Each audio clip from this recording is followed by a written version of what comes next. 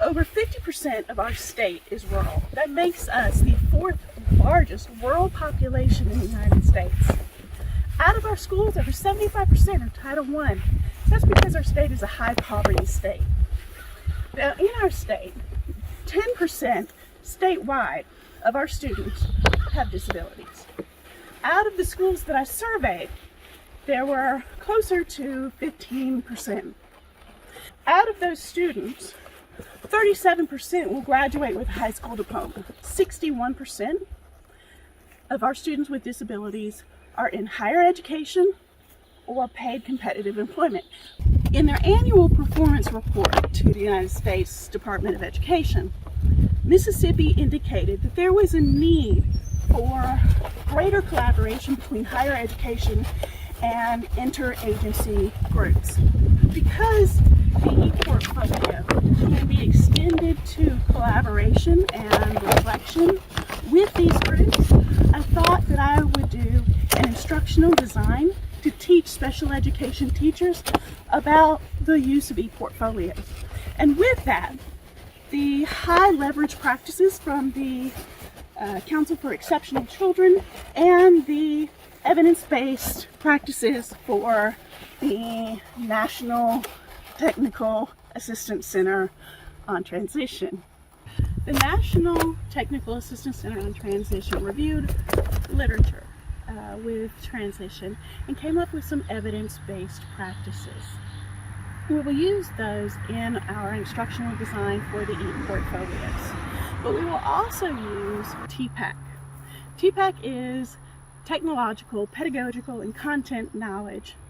So it takes those three areas and the intersection of those areas, the technological, technological content knowledge, the pedagogical content knowledge, and all of them combined to better integrate skills with teachers.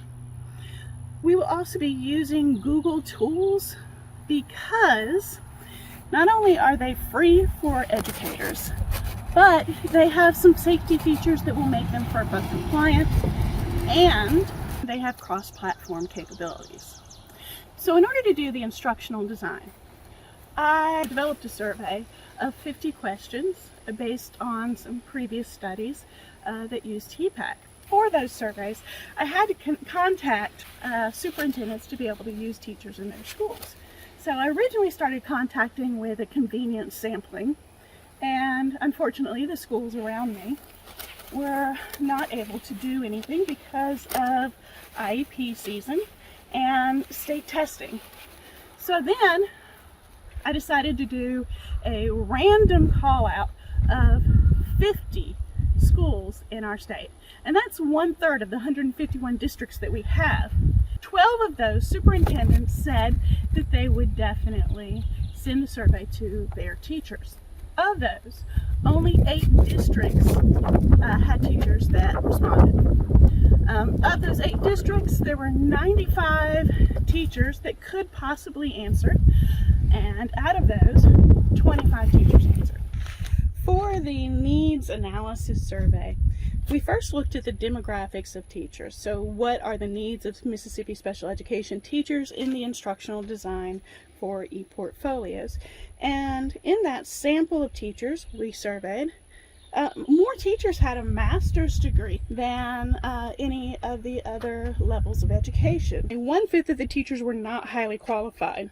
Generally speaking, the teachers noted that they were comfortable with collaboration, but they had difficulty in experiencing failure when they tried something new. Our second question involved what were teachers' perceptions of technological, pedagogical, and content knowledge skills. Of those, I noted that teachers generally felt confident in pedagogical and content knowledge. That's with 2 exceptions, but in order to understand that, we need to know that people don't know what they don't know. So this is only their perceptions of what they believe they know. Then I asked about the correlations, and the pedagogical content knowledge correlated with highly qualified. If you are not highly qualified to teach, because one of the qualifications is taking the praxis principles of teaching and learning, that they would feel uncomfortable in that area. Previous studies have also indicated a link in technological knowledge and years of experience, and I found that to be true also, because teachers were not comfortable with YouTube and Google Sheets, but that was just tech tools and not necessarily technological knowledge or technological concepts. So recommendations based on the needs analysis, I changed the lesson order so that the ones that the teachers felt more confident with, I put first, and the ones that they felt less confident with, I either split or put last. I decided on partner grouping needs to partner teachers with more experience with teachers with less experience. I added more scaffolding with 2-minute videos and more job aids and resource sheets, and I put in some concepts for motivation based on the ARCS motivation model.